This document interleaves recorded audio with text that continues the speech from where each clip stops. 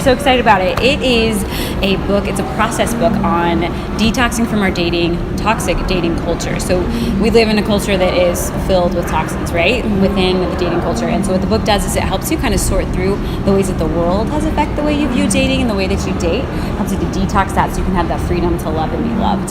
So it's a 40-day process book. Every day you're reading a story, you're reading a certain topic, and then at the end there's a challenge. So it's a very practical book. Every day you're doing something to help you build that virtue of chastity so you can move from like wanting that freedom to actually being able to live it. Okay. And with chastity is something that obviously young adults struggle a lot with. And we just found if people are able to get this virtue, if they're able to go through a process and really hone in on that, then their lives are totally changed because they can all of a sudden now turn. If they can get this virtue, they can get so many other ones as well. So it's really a life-changing, it's really pivotal where a lot of people fall into bad traps. But once they obtain this, once they've said, all right, I'm going to live my life with such purpose and direction, life becomes a lot easier and their faith life is just really improved as well. So we kind of see it this gateway virtue that people can enter into and really improve their lives. Yeah, we like to joke about it being a gateway virtue. We're from Colorado. We're from Colorado, so pot's kind of a thing there. Oh, it's in California too. It is now. Well, no, it's you don't want it. But yeah, things are about to change. Yeah, it's kind of our joke because like once you like get the virtue chastity, like things just start to kind of roll with virtue. Yeah, people begin to come alive. So. Really written for anybody because we've all been affected by the junk, you know? So we have a lot of couples who are going to be doing it together, which is really cool. You could definitely do it as a single. It's a great book to do right after you've gotten out of a bad relationship, surely. But even people who've never been in a relationship, you can still get a ton from it. We had a married couple read it together not too long ago, kind of to review it. Yeah, and the wife was like, I got so much from it and I'm married. Oh my goodness. Yeah, so really it is like kind of how do we like get that toxic culture out of our brains and get like God's ways for love and dating and sex into our brain, so we have that freedom.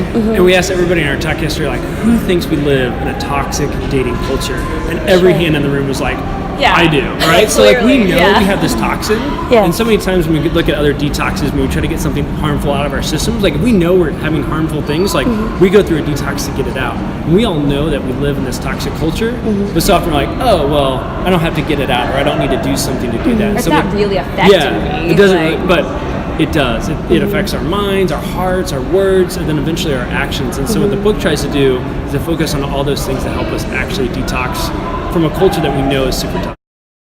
The goal is to like help each other become the best version of themselves. Like ultimately, like that's what I like. Does this relationship make you more holy? Does it bring you closer to Christ? Because ultimately, like that's what's going to bring us the greatest joy in life is Jesus and His church. And so, and the way to do it, I mean, is putting Christ at the center of your relationship, which I know sounds so like basic and simple, but it's so true. Like I think we forget that. We're like, oh, I'm checking the boxes. I'm not doing these things, or but we forget like no, like it needs to be a real relationship, and it needs to be a part of that discernment process as you're trying to figure out like where's this relationship headed, or should we start this relationship?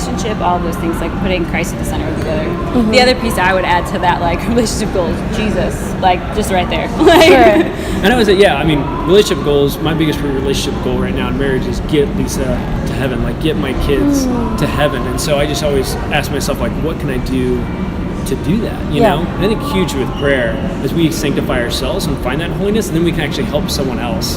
We need to work on a relationship, that's for sure, but if I'm in a great relationship with God, then I'm actually equipped. I'm actually able to in turn help out my wife, help out my kids, and so that's so huge. And along the way, just challenging each other, really trying to push each other. We read books together, we exercise, we run together, just doing things together to challenge one another, to build one another up is also really awesome. Sure, yeah. So the Feminine Genius, I think what's so important about it, and this is what JP said, like when we live out our femininity or masculinity authentically, that's when the world becomes more human.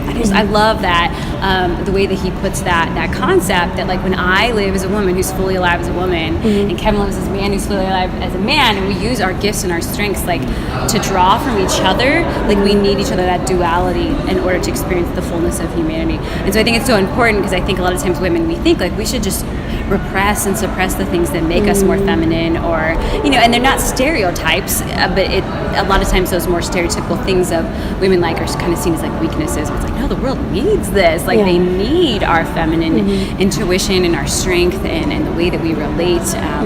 So it's a beautiful thing. Some simple things. How do you live it out? I think ultimately it's first it's a process of discovery, like how do I live my feminine genius? What are my strengths within those strengths, you know?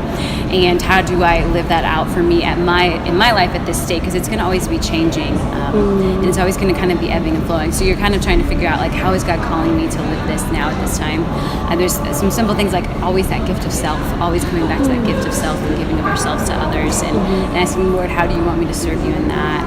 Using our intuition to see the needs of others, always looking for those ways that we can reach out to people at wherever they're at in their state. And just not being afraid of, like, being a woman. Like, it's a beautiful thing. Like, it's such a gift, and to not be afraid or like push off that gift. It's hard to top that, so I'll echo a lot of it. But I think it's so important. It's very hard to be a woman in our day and age. So, but I think Pope Francis has done such a great job of showing how important women are for our church.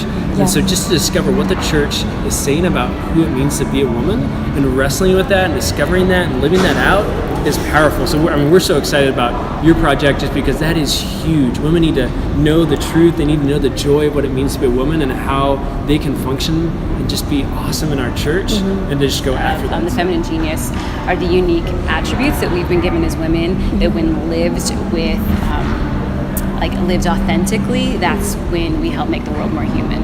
So it's like that way in which we make the world more human is in our unique feminine way.